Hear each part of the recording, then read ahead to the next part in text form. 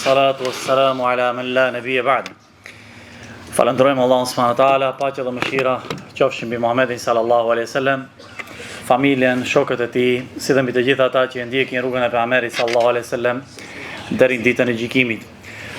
Jam i sigurt se shumë prej hoxhallarëve, të cilët frekuentojnë xhami, në përgjithësi gjithmonë na këshillojnë, edhe padyshim se të gjitha këshillat, sidomos këshillat të cilët burojnë prej Kuranit dhe Sunetit, pra janë më të mirat. Pra s'ka udhëzim më të mirë se sa udhëzimet e Allahut xhallahu ala edhe Suneti i pejgamberit sallallahu alaihi wasallam.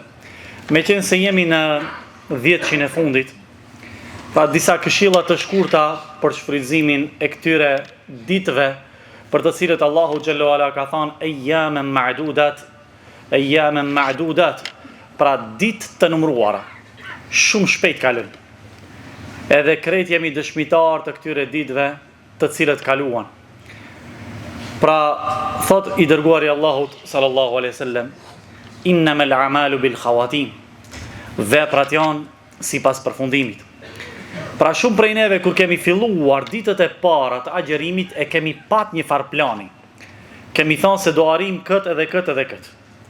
Mirë po ku jemi ne me planin të cilën e kemi bërë përpara Ramazanit, a jemi në realizim të këtij planit apo jo? Apo kemi ngecur? Edhe nëse kemi ngecur, tash këto ditë edhe këto net janë pikërisht koha në të cilën ne do të kemi mundësi që t'i kompenzojmë lëshimet të cilët i kemi bërë në 20 e parë. Pa pikërisht janë pra këto netët të cilët maksimum do që të shfryzohen. Pra ditë të numëruara. Andaj edhe thotë Hasan al-Basriu, o biri Ademit, ti je vetëm një grumbull i ditëve. Çdo ditë që i kalon shkon një pjesë e jotja. Pra çdo ditë që kalon ik një pjesë e jona. Pra ne jemi vetëm grumbull i ditëve jeta jonë. Shpejt kalojnë. Asnjëri prej neve nuk është i garantuar prej Allahut subhanahu wa taala se ka me emri 50, 60, 80. Asnjëri prej neve. Pra të përgatitemi sepse sikur se ka thënë i dërguari Allahut, innamal a'malu bil khawatim. Veprat janë sipas përfundimit.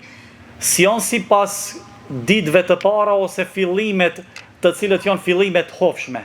Marrim hov në fillim. Si janë, domethënë, me rëndësi është si ka me kanë përfundimi. Pra përfundimi, jemi në fund 10 e fundit. Pra si janë të rëndësishme ato ditët e para të lavdishme kur kemi marrë hov. Jo, tash është pikërisht. Tash është pikërisht ato ditët të cilët kemi mundësi ne që t'i shfrytëzojmë maksimum edhe t'i plotësojmë zbrastirat eventuale të cilët na kanë ikë në 20 e parë.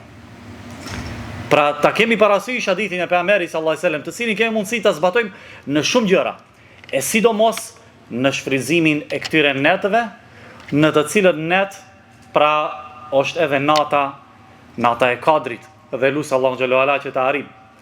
Pra këshillat e përgjithshme, çka mundet me thonë, edhe pse janë të vazhdueshme këshillat e hoxhallarëve, e para është takvallahu, devotshmëria. Wa tazawwadu fa inna khayra az-zadi taqwa. Edhe furnizohuni, pajisuni, sepse pajisja më e mirë është devotshmëria. Petku më i mirë, devotshmëria. Veshu me çka të veshësh? Brendet, çfarë brendet veshësh? Petku i devotshmërisë është më i miri. Wa libasu taqwa dhalika khair. Petku i devotshmërisë është petku më i mirë. Pra këto ditë t'i shfrytëzojmë, ta forcojmë imanin tonë. Ta shfrytëzojmë, ta rritim devotshmërinë tonë ndaj Allahut xhallahu ala. Ta shfrytëzojmë këto net, t'i shfrytëzojmë pra këtë sidomos Ramazanin në tërësi që të arrijmë devotshmëri. Edhe padyshim se devotshmëria ka shumë kollaj mundësi njeriu ta hetojnë veten e vet, a ka arritur pak devotshmëri apo ka ngecur. Limen sha minkum an yataqaddama aw yata'akhkhar. Për ato për juve të cilët dëshirojnë që të ecin përpara ose të mbesin mbrapa. Krejt jetojmë, krejt shumica e njerëzve, dikush falet, dikush është në xhum, dikush është në kazino, dikush është në haram. Pra ditët krejt i kemi, krejt 24 orë edhe ai edhe ti.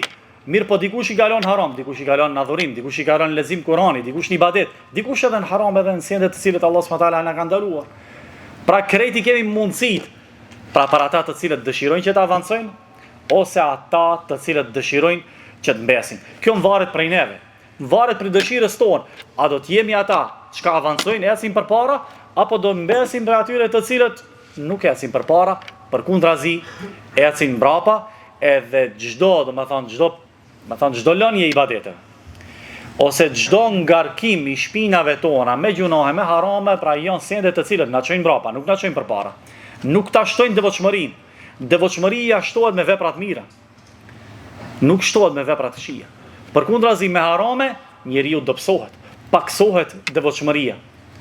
Si ka mundësi për një natë i dërguari Allahu sallallahu alaihi wasallam ka treguar, ka mundësi që njeriu të bjerë në gjumë si besimtar edhe të gdhin mëngjes, si çka? Si jo besimtar edhe e kundërta. Ti në mbrëmje si jo besimtar edhe në mëngjes të del si besimtar. Aty për aty, mos mendo se shumë, me thonë, ka nevojshme për shembull këtë udhëzim, je 5 vjet i udhëzuar, 10 vjet, 15 vjet. Dikush për shembull asnjëri prej neve s'ka garanci se ka me mbet i udhëzuar. Jo, udhëzimi është dhuratë prej Allahut subhanahu wa taala. Ta ka dhënë Allahu rruje. Mos e humb. Mos e njollos veten tënde me harame, sidomos në këto net të mëdha. Ti shfryzojmë këto. Gjithë jemi të lodhët. Shumica e njerëzve janë gjithë ditën punë, mirë po e jamë ma'dudat.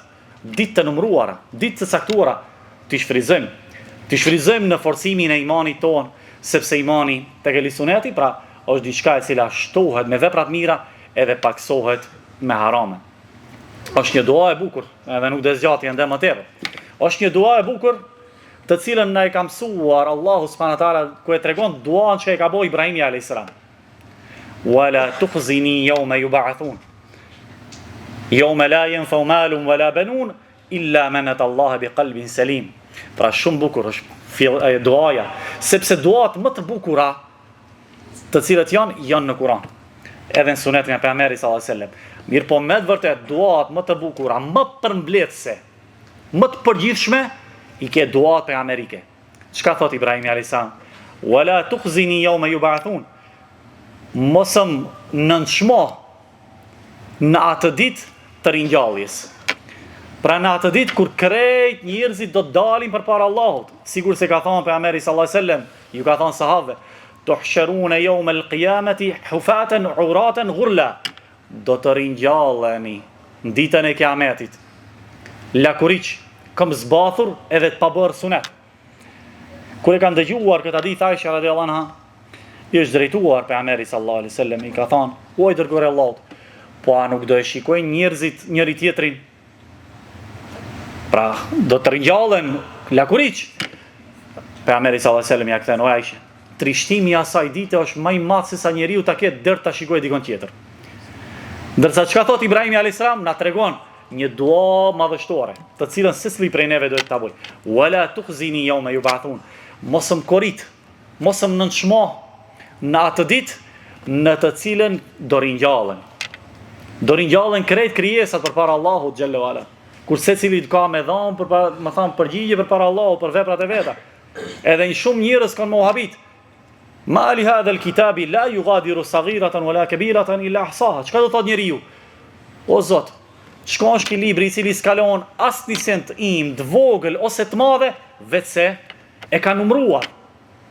Pra habitet njeriu në atë ditë, habitet prej librit vet. Ne sot harrojmë çka kemi hangër në iftar.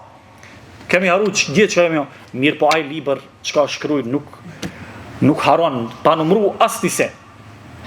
Pra çka thot Allah subhanahu wa taala? Na tregon duan e Ibrahimit, mos na korrit o Zot në atë ditë në të cilën njerëzit do ringjallen.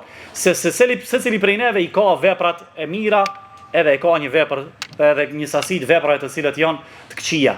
E zakonisht veprat e këqija njerëzit nuk kanë merak ti publikojnë. Allahu na i ka mbulu, edhe nuk duhet që ti publikojmë. Pra secili njeri do ishte turpru ti që të publikohen veprat e tua përpara kësaj turme të madhe të njerëzve. Jo asnjëri. Asnjëri s'do ishte razi ti publikohen. Po atë ditë përpara krejt krijesave, Ibrahimi alayhis salam na tregon një dua të bukur. Pra mos më korrit o Zot, mos më nënçmon në atë ditë kur do ringjallen njerëzit. Yawma la yanfa'u malun wala banun, ditën në të cilët nuk bën dobi pasuria edhe vlladi. Illa man ata Allah biqalbin salim. Përposa ai i cili vjen me zemër të shëndosh. Vetëm ki, me zemër të shëndosh. Prandaj edhe pejgamberi sallallahu alajhi wasallam në plotësim të kësaj çka thot? Allahu nuk shikon në trupat tuaj, edhe në fizionomin tuaj, por shikon zemrat tuaja edhe veprat tuaja. Pra si e kemi në zemrën tonë, të tilla kanë me qenë edhe veprat tona. Pra s'ka mundësi me pat kundërshtim, s'ka me pat mundësi me pat kontradikt mes asaj që njeriu e ka në zemrën e vet e mes asaj të cilën ai pra e vepron. Ma bani Allah se ndoshta pak e zgjata, subhanakallahumma bihamdik, ashhadu an la ilaha illa anta astaghfiruka wa atubu ilayk.